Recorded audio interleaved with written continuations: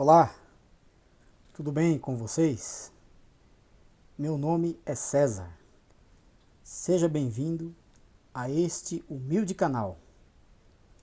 Receba aí o meu carinho, a minha atenção. Você aí de todo o Brasil, seja do norte, nordeste, sul, sudeste e centro-oeste. Receba o meu carinho e a minha atenção. É um imenso prazer contar com a sua presença neste canal. Sinta-se à vontade. Bem,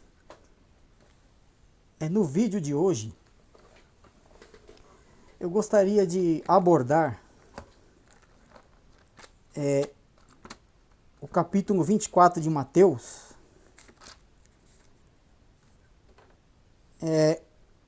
o versículo 29.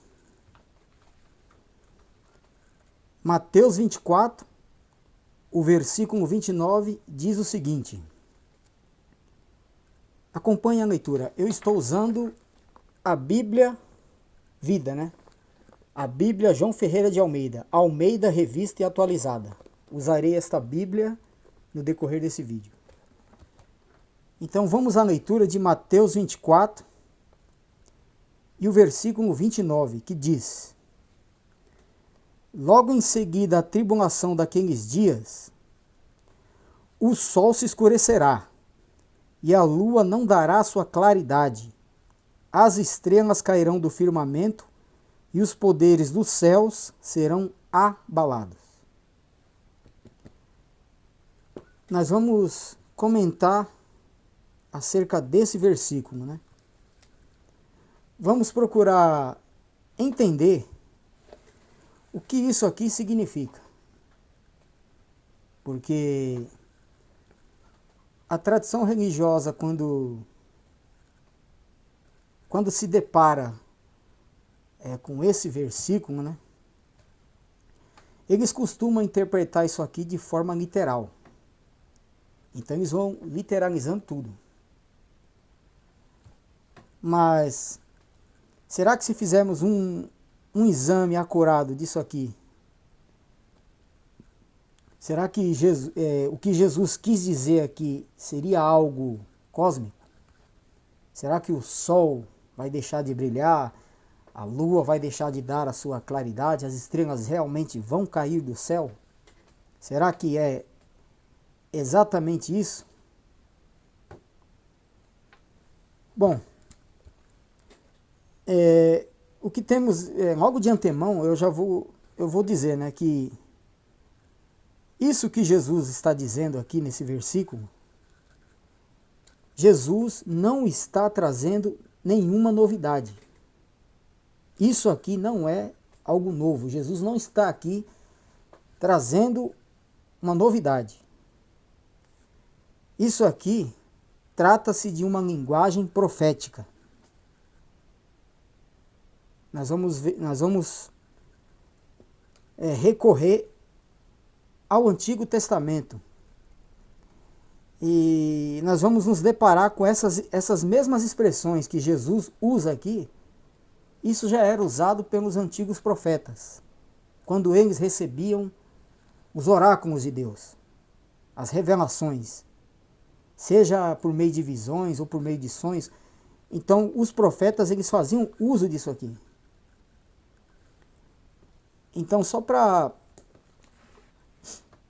que isso não fique nas minhas palavras, né, não fique apenas em palavras, vamos citar alguns exemplos em que essas figuras, né, aparecem. Isso aqui que Jesus usou, nós vamos citar alguns exemplos no Antigo Testamento. Vamos pegar Isaías 13. Isaías 13. Isaías 13, a partir do versículo 9. Eu vou fazer a leitura. Veja. Eis que vem o dia do Senhor, dia cruel, com ira e ardente furor, para converter a terra em assolação e dela destruir os pecadores. Olha só o versículo 10. porque as estrelas e constelações dos céus não darão a sua luz. O sol, logo ao nascer, se escurecerá, e a lua não fará resplandecer a sua luz. Tá vendo? Viu a mesma linguagem que Jesus usa em Mateus? Você está vendo aqui o profeta Isaías fazendo uso dela. Vamos a mais um exemplo. Vamos ao livro de Ezequiel. Ezequiel capítulo 32, a partir do versículo 7. Acompanhe a leitura. Veja. Quando eu te extinguir, cobrirei os céus e farei enegrecer as suas estrelas. Encobrirei o sol com uma nuvem, e a lua não resplandecerá a sua luz. Por tua causa vestirei de preto todos os brilhantes luminares do céu, e trarei trevas sobre o teu país, diz o Senhor Deus. Então aqui agora você vê o profeta Ezequiel. Assim como Isaías, Ezequiel também cita, né, o que Jesus citou lá em Mateus 24. Vamos para mais um exemplo. Vamos aqui para o último exemplo aqui. Vamos pegar mais um exemplo em... Vamos ao profeta Joel. Deixa eu achar aqui o livro de Joel. O livro de Joel, capítulo 2 e o versículo 10. Peraí, Joel, capítulo 2. Joel, capítulo 2, versículo 10. Olha o que diz. Diante deles treme a terra, olha, a terra treme, e os céus se abalam. O sol e a lua se escurecem, e as estrelas retiram o seu resplendor. Certo? Então, por meio disso, estou mostrando aos senhores, né? Estou provando aos senhores que aquilo que Jesus disse lá em Mateus 24, versículo 29, de que o sol iria se escurecer e a lua não daria sua luz, estou provando por meio desses versículos que citei aqui no Antigo Testamento, que Jesus não está trazendo nenhuma novidade quando ele cita aquilo em seu discurso. Ou seja, Jesus ele está tomando emprestado dos profetas aquilo que... Essa é uma linguagem que os profetas já no Antigo Testamento faziam uso dela. Então isso aqui era algo peculiar. Era algo particular dos judeus. Então Jesus, como sendo judeu, ele está debaixo da mesma cultura. Então Jesus ele está fazendo uso daquilo que os profetas usavam. Então Jesus ele se utiliza da mesma cultura, é a mesma cultura. Então Jesus ele vive debaixo dessa cultura. Então, uma vez que ele discorre ali em seu discurso, né, ele narra o seu discurso, ele toma emprestado então essa linguagem dos profetas. Certo? Quando você lê em Lucas também, ou seja, em Mateus 24, né? Em Mateus 24, versículo 29, Jesus disse que o sol iria se escurecer e a lua não daria sua luz, não é isso? E as estrelas iriam cair do céu. Quando você vai em Lucas capítulo 21, né? E o versículo, a partir do versículo 25, olha o que Lucas diz. Haverá sinais no sol, na lua e nas estrelas. Sobre a terra, a angústia entre as nações, em perplexidade por causa do bramido do mar e das ondas. Haverá homens que desmaiarão de terror pela expectativa das coisas que sobrevirão ao mundo, pois os poderes dos céus serão abalados. É o que Jesus disse lá em Mateus. Ele disse que os poderes dos céus seriam abalados. E aqui você vê Lucas falando a mesma coisa. Então, quando Lucas fala que haverá sinais no sol e na lua, é o que Mateus disse. É o que Jesus disse lá em Mateus, que o sol iria se escurecer e a lua não daria sua claridade. Então, é praticamente a mesma coisa. Só que Lucas, ele está querendo dizer o mesmo que está citado em Mateus, só que Lucas ele usa de outras palavras. Então, no caso aqui, isso aqui seria uma paráfrase. Lucas está parafraseando aquilo que Mateus disse. Ele está dizendo o mesmo, mas está usando o quê? De outras palavras. Então, quando ele fala que haverá sinais no sol e na lua, é exatamente aquilo que está em Mateus, e que o sol iria se escurecer e a lua não daria a sua claridade. Então, agora, nós vamos analisar se isso aqui que Jesus disse em Mateus, capítulo 24, versículo 29, vamos ver se esse escurecimento do sol e a queda das estrelas, bem como o escurecimento da lua, vamos analisar e ver se isso aqui é de fato algo literal, ou trata-se apenas de uma linguagem conotativa, uma linguagem figurada. Então, para nós termos esse entendimento, novamente nós vamos lá no Antigo Testamento, vamos pegar um exemplo em que os profetas usam essa figura. Então, o que nós devemos entender é em que contexto essa figura de linguagem, essa expressão que os profetas usam, ela está inserida. Porque se nós entendermos o contexto no qual essas expressões estão inseridas, aí sim nós vamos voltar lá no livro de Mateus e fazer um paralelo e ver se o que Jesus disse lá, o contexto é o mesmo. Então vamos lá. Quando você vai aqui em Isaías 13, Isaías 13, o versículo 1 me diz o seguinte. Acompanhe a leitura. Sentença que numa visão recebeu Isaías, filho de Amós, contra a Babilônia. Né? Babilônia.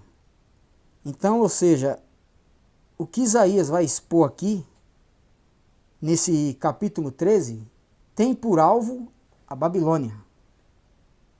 Então, eu peço que você que está assistindo esse vídeo, tenha um pouco de paciência. Porque nós vamos ler alguns versículos desse capítulo 13, né? Nós vamos dissecar, expor aqui de forma minuciosa esse capítulo 13, para que assim nós possamos entender o contexto, o que está ocorrendo aqui. Versículo 2 diz: Alçai um estandarte aqui é uma bandeira, né? Alçai uma bandeira sobre o monte, levantai a voz para eles. Acenai-lhes com a mão para que entrem pelas portas dos tiranos. Eu dei ordem aos meus consagrados. Sim, chamei os meus valentes para executarem a minha ira. Então aqui é Deus falando por meio de Isaías. Eu chamei os meus valentes para que eles executem a minha ira. A ira de Deus era contra quem aqui? A ira de Deus era contra a Babilônia. Então a Babilônia ela estava no alvo da ira de Deus. Versículo 4. Já se ouvem sobre os montes o rumor como de muito povo, o clamor dos reinos e de nações já congregados. O Senhor dos Exércitos passa em revista as tropas de guerra.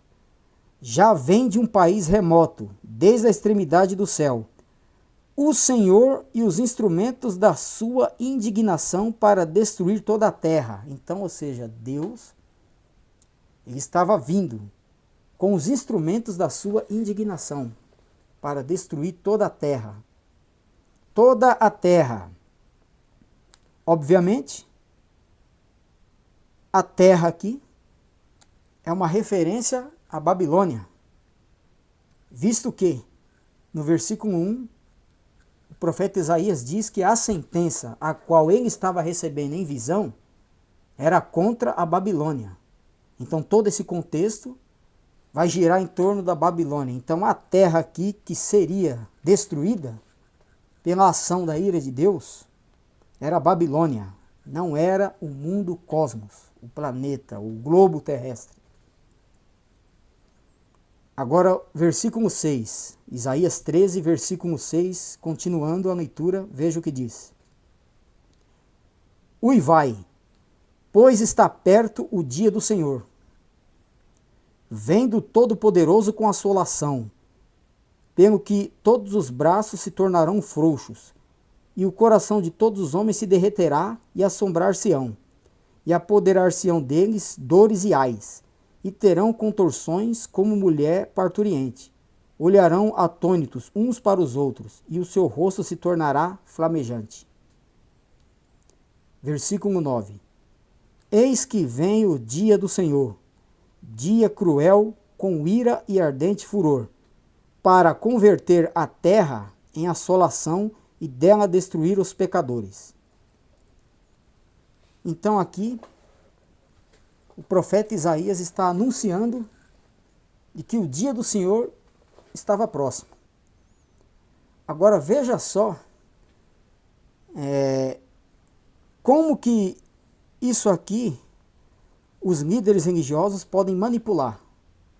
Se eu pego um versículo desse e leio de forma isolada, por exemplo, eu peguei o versículo 9 aqui, Isaías 13, 9, e estou lá no púlpito do templo, na igreja deles lá, aí eu simplesmente falo para a congregação, olha, abram a Bíblia em Isaías 9, aí eu pego e leio, eis que vem o dia do Senhor, dia cruel com ardente ira, para converter a terra em assolação e dela destruir os pecadores. Leio isso, fecho a Bíblia e falo, olha aí gente, o dia do Senhor está chegando.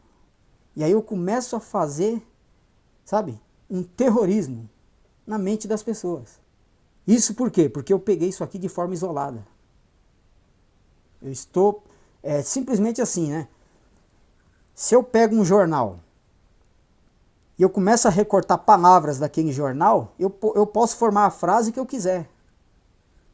Da mesma forma, a tradição religiosa faz com as escrituras. Eles pegam as escrituras, tiram versículos do contexto e leem, e ali eles começam a deixar as impressões deles na mente das pessoas. E aí as pessoas, quando leem isso aqui, pensam que esse dia do Senhor é algo que vai se cumprir hoje. Mas aqui, considerando o contexto, conforme eu estou expondo, você percebe que o alvo aqui, o contexto aqui é contra a Babilônia. Então esse dia do Senhor, que o profeta Isaías está aqui profetizando, é algo que já ocorreu. Esse dia do Senhor, ele já aconteceu. Agora, Isaías 13, versículo 10. Agora você vê o que o profeta Isaías disse. Porque as estrelas e constelações dos céus não darão a sua luz. O sol logo ao nascer se escurecerá, e a lua não fará resplandecer a sua luz. Está vendo? Agora você está vendo que o profeta Isaías usa aquela mesma expressão que Jesus usou em Mateus 24, versículo 29? Versículo 11. Castigarei o mundo por causa da sua maldade e os perversos, por causa da sua iniquidade, e farei cessar a arrogância dos atrevidos, e abaterei a soberba dos violentos. O mundo que seria castigado aqui, qual mundo era esse? Era um mundo que compreendia toda a Babilônia e os seus domínios. A Babilônia aqui, dentro desse contexto, ela era a nação que dominava o mundo da época. Então o mundo aqui que Isaías cita aqui, que seria castigado, era um mundo dominado por toda a Babilônia. Era esse o mundo que seria o que? Castigado. Né? Versículo 12. Farei com que os homens sejam mais escassos do que o puro ouro, o mais raro do que o ouro de Ofir. Versículo 13, presta atenção no versículo 13. Ó. Portanto, farei estremecer os céus, e a terra será sacudida do seu lugar, por causa da ira do Senhor dos Exércitos e por causa do dia do seu ardente furor. Em Mateus 24, Jesus disse o quê? Que os poderes dos céus serão abalados. Aqui em Isaías disse o quê? Que os céus iriam se estremecer. Veja que é a mesma linguagem. Agora, esse estremecimento dos céus, a terra sendo sacudida do lugar, será que foi todo o globo que foi sacudido? Ou isso aqui é uma referência à Babilônia? É óbvio que isso aqui refere-se à Babilônia. Então a terra que quando fala que os céus iriam se estremecer e a terra seria sacudida do seu lugar, isso aqui representa o quê? Representa o caos. Babilônia, ela seria o quê? Sacudida. Quando fala sacudida, a terra ser sacudida, representa o quê? O caos. O caos que iria se instalar na Babilônia em decorrência da ira de Deus. Não se trata de algo literal aqui. Continuando a leitura, versículo 14. Cada um será como a gazela que foge e como o rebanho que ninguém recolhe. Cada um voltará para o seu povo e cada um fugirá para a sua terra. Quem for achado será traspassado, e aquele que for apanhado cairá à espada. Suas crianças serão esmagadas perante eles, e sua casa será saqueada, e sua mulher será violentada. Versículo 17. Eis que eu despertarei contra eles os medos, que não farão caso de prata, e nem tampouco desejarão ouro. Então, ou seja, eis que eu despertarei contra eles. Contra eles quem? Contra os babilônios. Deus despertaria os medos. Então agora está aqui. Os instrumentos da ira de Deus, que Deus usaria para punir a Babilônia, eram os medos, que mais tarde se uniu à Pérsia e ficou o reino da Média e da Pérsia. Então, ou seja, era o rei, o principal rei aqui foi o rei Ciro. Então, o rei dos medos invadiria a Babilônia. Então é por isso que fala aqui que os céus iriam se estremecer e a terra seria sacudida. Por quê? Porque esse rei, o reino da Média e da Pérsia, conquistaria a Babilônia. Então agora, quando você volta lá no versículo 9 de Isaías 13, 9, você está vendo aqui que Isaías disse que os céus iriam se escurecer e a lua não daria sua luz? Qual é o contexto aqui em que essa passagem está inserida?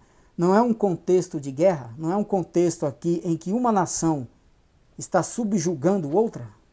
No caso aqui não eram os medos que estariam devastando a Babilônia? Não é esse o contexto? Então por isso que quando os profetas usavam essas expressões, isso quer dizer o quê? É uma figura de linguagem que apontava para um caos. Então o caos aqui estava sendo instalado na Babilônia. O instrumento que Deus usou para manifestar a sua ira, a sua indignação contra a Babilônia, foram o reino dos medos. É isso que está acontecendo. Então, aqui não tem sol se escurecendo, lua não dando a sua luz, céus estremecendo de forma literal. Isso aqui era apenas uma linguagem figurada, que apontava para um caos. Então, quando você vai em Ezequiel 32, versículo 7, Ezequiel fala a mesma coisa. Ó. Quando eu te extinguir, cobrirei os céus, farei enegrecer as suas estrelas, encobrirei o sol com uma nuvem e a lua não resplandecerá a sua luz. Por tua causa vestirei de preto todos os brilhantes luminares do céu e trarei trevas sobre o teu país, diz o Senhor. Então, quando você vai no versículo 1, olha o que diz. Ezequiel 32, versículo 1. No ano do duodécimo mês, no primeiro dia do mês, veio a minha palavra do Senhor dizendo: Filho do homem, levanta uma lamentação contra Faraó, rei do Egito. Então agora, A ira de Deus agora iria se manifestar contra o Egito. Então todo o contexto aqui de Ezequiel tem por alvo o Egito. Então, só para o vídeo não ficar muito longo, veja Ezequiel capítulo 32 e o versículo 11. Olha o que está escrito. Pois assim diz o Senhor Deus: a espada do rei da Babilônia virá contra ti. Farei cair a tua multidão com as espadas dos teus valentes, que são todos os mais terríveis dos povos. Eles destruirão a soberba do Egito e toda a sua pompa será destruída. Farei perecer todos os seus animais ao longo de muitas águas. Pé de homem não as turbará, e nem as turbarão as unhas dos animais. Então farei assentar as suas águas e farei correr os teus rios como azeites, diz o Senhor Deus. Quando eu tornar a terra do Egito em desolação, e a terra for destruída, e tudo o que a enchia, quando eu a ferir, e todos os que nela habitam, então saberão que eu sou o Senhor. Esta é a lamentação que se fará, que farão as filhas das nações sobre o Egito e sobre toda a sua pompa. Bom, então aqui, novamente, o profeta Ezequiel fez uso daquela linguagem de que o sol iria se escurecer, né, e a lua não daria sua luz.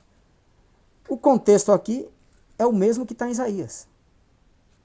Lá em Isaías, nós vimos o que? Os reis da Média e da Pérsia conquistando a Babilônia. E em meio àquele contexto, Isaías usa a linguagem de que o sol iria se escurecer, né? E a lua não daria sua luz. Agora aqui em Ezequiel, o contexto é o mesmo. É um contexto em que uma nação subjuga a outra. No caso aqui agora, era a Babilônia que estava vindo em direção ao Egito, onde a espada do rei da Babilônia iria ferir o Egito. E aí, nesse momento, olha lá, Ezequiel capítulo 2, versículo 37 diz, ó, quando eu te extinguir. Extinguir quem? Extinguir o Egito, ou Faraó. Quando o Faraó fosse extinguido, cobrirei os céus e farei enegrecer as suas estrelas.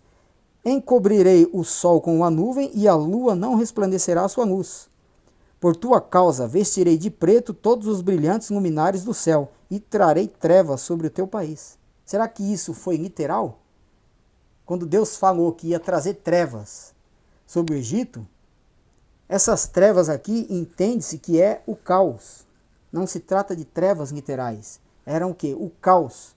O caos que o rei da Babilônia iria trazer sobre o Egito. Era esse o contexto.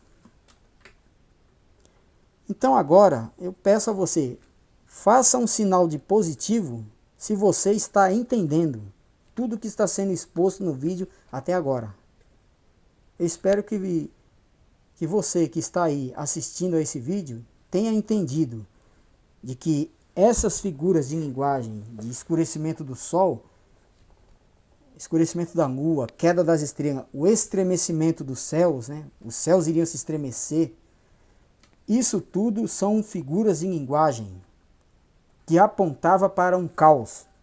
E esse caos era trazido por meio de uma outra nação que vinha em domínio, que iria subjugar outra. Esse era o contexto no qual essa linguagem está o quê? Inserida. Agora vamos voltar lá em Mateus, para concluir o vídeo.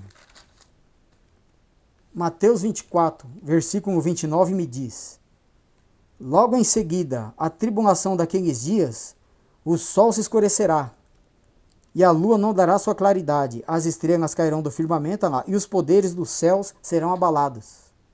Em Isaías não fala a mesma coisa? Que os céus seriam abalados? A terra seria sacudida do seu lugar?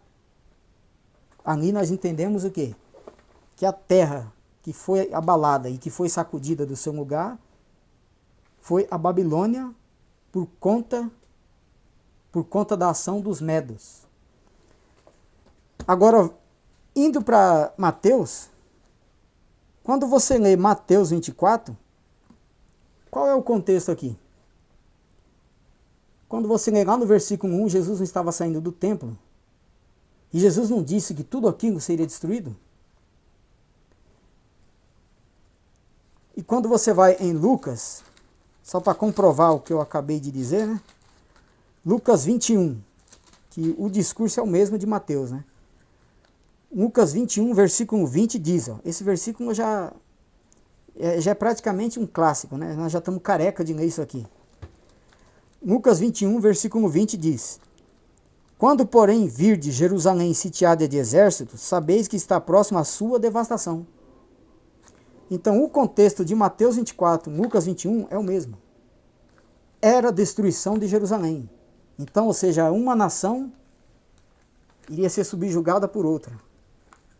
E aí está aqui a figura de linguagem que apontava para o caos. Quando Jesus fala que o sol se escureceria e a lua não daria sua luz, assim como os profetas fizeram uso dessa linguagem num contexto de guerra, aqui é a mesma coisa. Em Isaías, os medos e os persas dominaram a Babilônia. Em Ezequiel, a Babilônia subjugou o Egito. E aqui, em Mateus, a terra de Israel estava caindo sob o domínio do Império Romano. Então você vê que o contexto é o mesmo. Isso aqui que Jesus está usando é o mesmo contexto no qual os profetas usaram.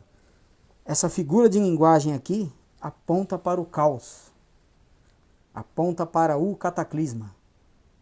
Quem foi que causou o caos em Jerusalém? Não foi o Império Romano? Não foi Tito? Os exércitos chefiados por Tito que devastaram a cidade de Jerusalém? E isso não ocorreu em 70? Bem, gente, já está dando 32 minutos. Eu vou encerrar o vídeo por aqui. Eu espero que... Era isso que eu queria deixar explanado aqui. Eu espero que você que assistiu esse vídeo possa ter entendido. Eu espero que eu tenha sido claro e coerente, né? Se você achar que esse vídeo é digno do teu like, então você deixa aí, você clica no joinha, deixa o like e compartilha.